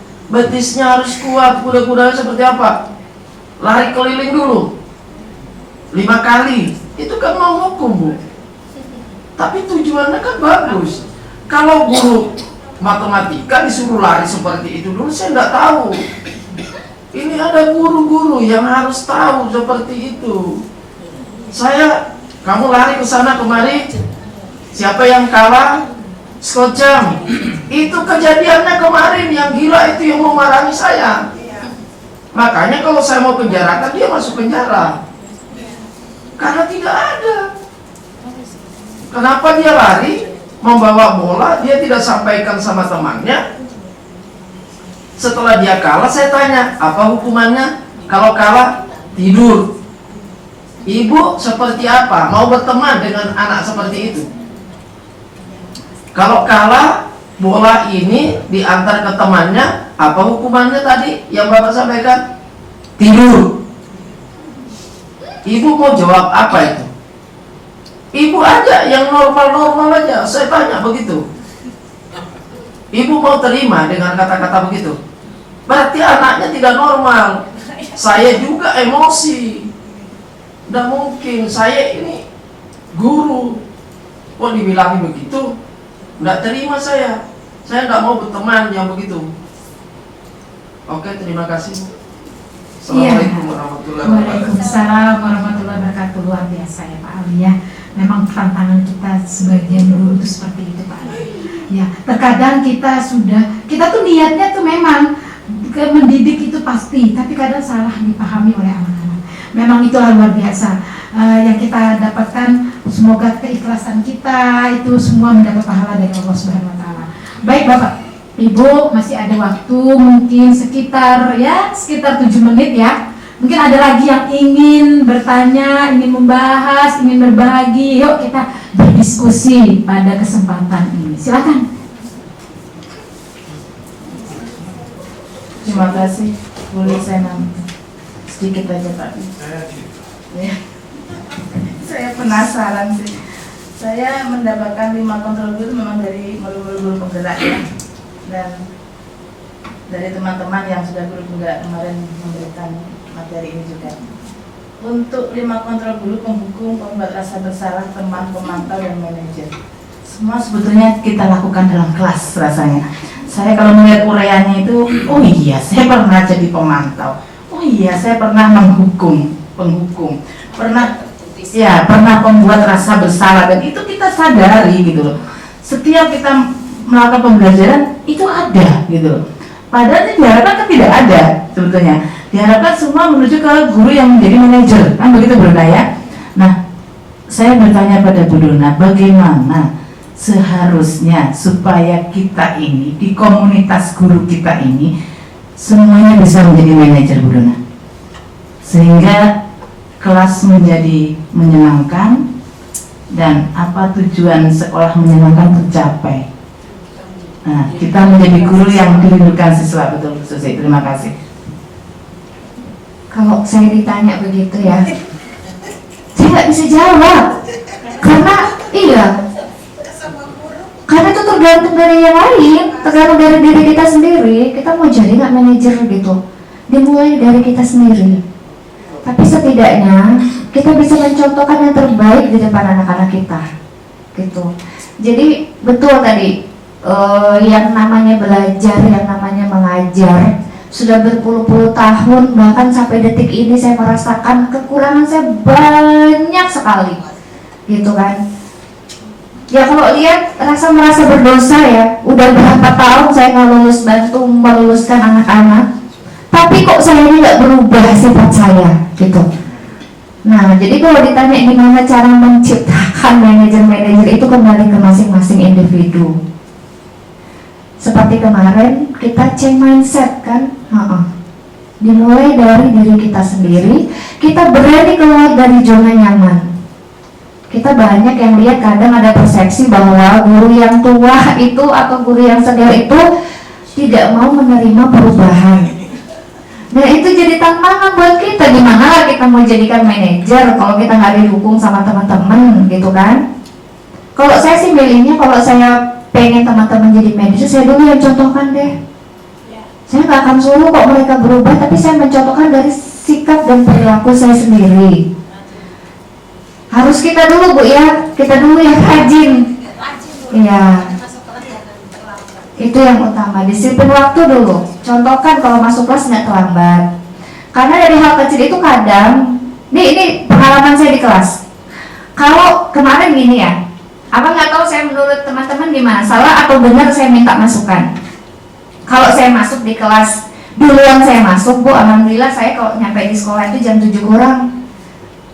Jam 7 kurang lah saya udah sampai di sini. Karena saya ngejar waktu anak saya di sekolah udah 6:30 harus nyampe, jangan sampai telat. Jadi saya 7:30 saya korting tuh waktu, saya lebihkan karena saya tahu situasi sekolah kita ini kadang kalau 7:30 teng atau jam 7:15 belum ada makhluk di kelas biasanya kan. Nah terus kemudian saya masuk itu saya duduk di depan, saya udah wanti-wanti mereka, saya bilang anak-anak kalau Miss sudah masuk duluan di kelas, kalian terlambat, kalian minta surat terlambat masuk ya, saya gitu kan. Nah sudahlah, bukan hanya di situ penderitaan mereka ambil surat masuk kemudian Miss terlambat gini-gini. Mereka tahu konsekuensinya, mereka udah nyiapin HP. Kenapa saya suruh nyiapin HP kira-kira? Kenapa? Saya nggak pengen mereka merasa membuat rasa bersalah, enggak. Maksud saya mau memberikan pelajaran bahwa saya tanya ini dengan orang tua, coba telepon orang tuanya. Saya mau cross check, anak ini beneran terlambat atas alasan yang dia sebutkan nggak gitu loh. Ternyata alasannya luar biasa. Bapak Ibu ada yang bilang gini, iya Bu, tadi saya suruh anak saya nganter saya ke bandara, terus dia belum makan, saya suruh makan dulu, itu udah jam berapa? 8:30 dia masuk kelas, saya harus gimana? Iya Bu, biasanya gimana sih, saya bilang. Iya, jadi terus terang dia ngomong. Jadi anak-anak tuh kayak punya ini ya. Nah, jadi menurut Bapak Ibu gimana nih? Iya. Terus yang kedua, saya pengen anak ini jujur, itu aja. Apakah sama jawaban yang dia ungkapkan dengan apa yang dijelaskan orang tua? Iya kan? Nah itu harus kita gali gitu loh. Kenapa? Karena biar mereka nanti kalau melakukan kesalahan lagi, mereka akan takut. Kemarin loh, saya udah terlambat di kelas Miss. Nanti kalau besok terlambat lagi pasti akan berlaku seperti itu lagi kan? Saya rasa itu akan membuat mereka malu dan merasa bersalah di depan teman-temannya loh. Yakin saya. Dengan menelpon orang tua aja udah responnya begini. Ya ampun Miss, nggak ada yang lain kak Miss, malu saya Miss di depan teman-teman. Itu yang mereka ucapkan. Saya bilang loh kan nggak apa-apa, saya cuma mau ngecek. Terus ada juga orang tua yang ngomong gini, udah Bu, tadi udah saya bangunin Bu, udah saya gedor-gedor pintunya, saya udah berangkat kerja, ternyata dia belum bangun. Nah, kayak apa lagi saya bilang. Terus saya tanya, tadi malam ngapain, main game ya? Iya Miss. Nah itu sudah jujur Bu. Tapi saya nggak marah. Sudah tahu pelajarannya Miss, sudah tahu kesepakatan di kelas kalau Miss masuk duluan seperti apa. Iya katanya gitu. Dan alhamdulillah ada progres gitu loh di kelas. Kecuali Bu ya, kecuali anak-anak yang memang rekodnya sering nggak masuk, itu nggak peduli sudah dengan gurunya. Ada perubahan. Terutama saya bisa lihat kemarin di kelas 11 DKV ya, banyak tuh DKV 2 apa 1. Mereka terlambat dan alhamdulillah paling yang terlambat 1 orang besoknya. Kejadian lagi, emang di rumah sama siapa? Saya sendirian Miss, di kosan, gak ada yang bangunin. Terus kamu udah makan? Belum Miss, tadi buru-buru takut terlambat di pelajaran Miss. Alhamdulillah berarti saya disayangi oleh mereka, gitu kan? Nah kenapa begitu? Saya merasa apa sih maksudnya? Berarti anak ini mendengarkan apa yang saya saranin gitu. Kan kita tahu ya, kita sendiri nih, kalau kita misalnya nih, kita berperilaku sebagai siswa, kita menyegani guru itu, maka kita akan berusaha untuk mengikuti atau melaksanakan apa dan tidak melakukan apa yang tidak diinginkan oleh guru tersebut kan. Nah itu udah progres ternyata Bu Julia di DKV. Kecuali yang memang sering nggak masuk, itu lain halnya kan, yang nggak ada kabar berita. Nah jadi alhamdulillah dari situ kemudian mereka jadi satu shock terapi dengan nelpon orang tua. Itu sudah kayak apa sih menurut mereka gitu loh. Ini nggak ada yang lain kan Miss, malunya di ini. Kadang ada yang ngomong lagi gini, si itu siapa? Yang 12 DKV yang waktu itu bermasalah sama Pak Peri. Cewek. Oh yang siluman. Dia tuh disuruh nelpon orang tua karena salah, udah terlambat 2 kali, 3 kali, kakaknya dia udah ngomong gini, ya Allah pasti dimarahin lagi nih habis ini, pasti nggak dapat sangu lagi habis ini, pasti gini-gini. Ya kenapa kamu sering telat, kata saya gitu. Ya kan, jadi itu jadi satu, berarti harapannya bisa membuat mereka menjadi tidak mengulangi perbuatan mereka lagi gitu loh. Dari hal kecil itu dampaknya luar biasa menurut saya. Ya Bu In. Itu aja kali ya. Jadi nggak ada yang bisa memaksakan kita untuk menjadi manajer kecuali dari diri kita sendiri. Kita tanamkan itu bahwa kita bisa, semua pasti bisa. Kembali ke manusia tidak ada yang sempurna. Iya, itu aja Bu. Baik ya Bapak Ibu, karena waktunya sudah pukul 11, jadi mohon maaf kalau memang ada ingin bertanya lagi, ingin mengupas lagi, nanti kita bisa nanti langsung membuka yang selanjutnya. Jadi saya ucapkan terima kasih atas partisipasi Bapak Ibu, luar biasa diskusi kita ini ya. Ini yang kita harapkan untuk memperbaiki bagaimana kita sebagai figur guru di mata anak-anak, menjadikan anak-anak itu senang dengan pembelajarannya. Karena memang kita di pembelajaran KHD itu mengedepankan siswa itu yang paling utama. Baik, sebelum saya mengakhiri acara ini, saya ada pantun. Boleh ya Bapak Ibu? Boleh. Buku tebal dibaca dengan teliti. Ilmunya diserap dengan penuh semangat. Seminar ini telah memberikan banyak ilmu. Semoga dapat diterapkan dalam kehidupan sehari-hari. Amin. Amin. Baik, dengan berakhirnya acara ini, saya selaku moderator Julia mengucapkan terima kasih banyak. Mohon maaf atas segala kekurangan, karena memang kekurangan itu hanya milik kami dan semua kelebihan itu hanya milik Allah Subhanahu wa Ta'ala. Assalamualaikum warahmatullahi wabarakatuh. Selamat pagi.